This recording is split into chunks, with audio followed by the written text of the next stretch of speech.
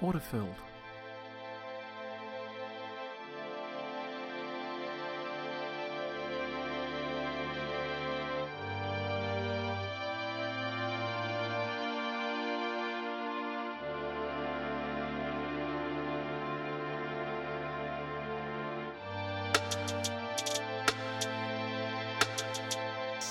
Autofilled.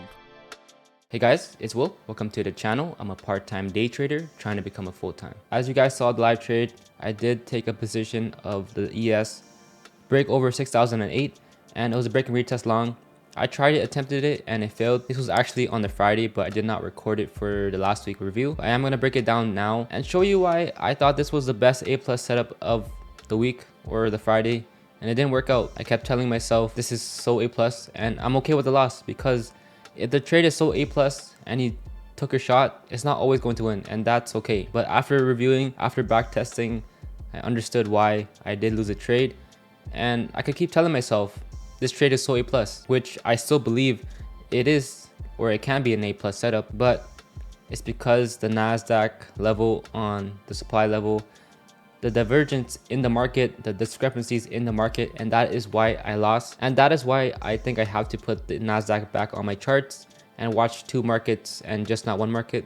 It's because of my strategy. My strategy is the break and retest. So I'm looking for breaks of key levels on the market and then retesting the level. I feel like for break and retests, where major level is breaking, I should look at other markets as well, look for discrepancies in the markets, so it helps me align my strategy properly. I have more confluences and it'll be better for my strategy overall, and that's what's been working for me. I did try with just trading the ES for 1 week, and I can see why now that there is a lot of problems with just trading one chart. It's honestly nice to just watch the ES because it's just one chart, but after backtesting a lot, I just realized that I should bring back the NASDAQ. I understood why I should put it back on, and I'm gonna break down the trade. I did test this out for a week already, just watching the ES by itself. I found that if I did watch the NASDAQ, then I would have had better trades, or I wouldn't have taken some trades. I'm showing you guys now the 1 hour chart on the ES and why I did try to long the 6008 level.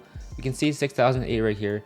So we rejected exactly a 6008 on Thursday, previous week, and exactly 6008 right there. I did put 6016 on my level is because that was a wick high of the pre-market data. This was a major rejection because they kept rejecting the level. So once it did break, once it did have a strong break like that, I said I need to look for a retest, and I was getting a slow pullback, and this was a really A+ setup that I was looking for, and it just didn't work out. That is why when I go to the 2-minute chart, there is a nice break right here, strong break, and it's a slow retest, grinding, and then that would have been a nice long into the next supply zone, but I did not get that. I did attempt it a little early around this level right here.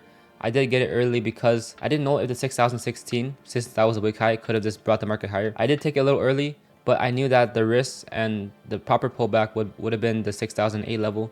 So I did risk a bit more and gave it space. After taking this trade, I was telling myself I would 100% take the trade every day, all the time, and I just had to take my shot. I lost, and that's okay. I was telling myself it was a really good loss. I had proper risk management. I knew my plan, I knew my game plan, and for a long time I'd never really had this sensation or this feeling. Maybe because I always look at so many charts, so there's always many ideas in my head. Looking at one chart, I just know exactly what I want to look for, and that's why I liked looking at one chart during each day as well.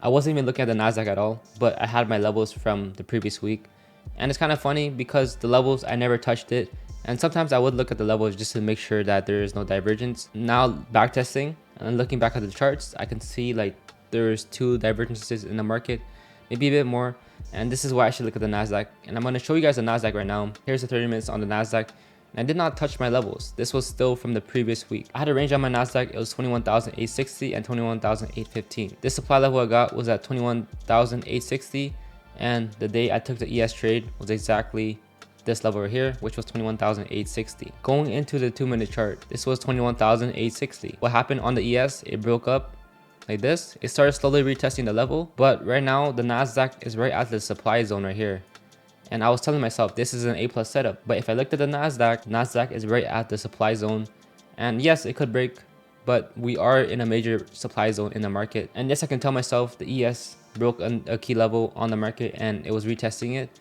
but then the supply zone on the NASDAQ was stronger, and that's why it brought the market down. And that's why it is important to look at divergences in the market. And I believe people who trade only one chart, their strategy is probably not break and retest. I think many traders who trade only one chart are always using supply and demand, or they use fibs, or they use fair value gaps. But for me, I do trade the break and retest, and this could be the reason why I should look at two markets. And I even said from last week that I do want to play around with this because I'm not really sure about it. I haven't traded one chart in a while, so that's why I said I wanted to test it out.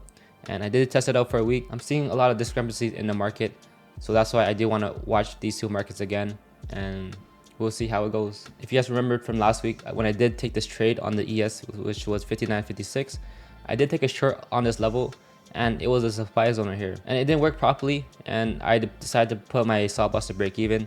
And I thought it was a good trade, or I attempted it, and it didn't work.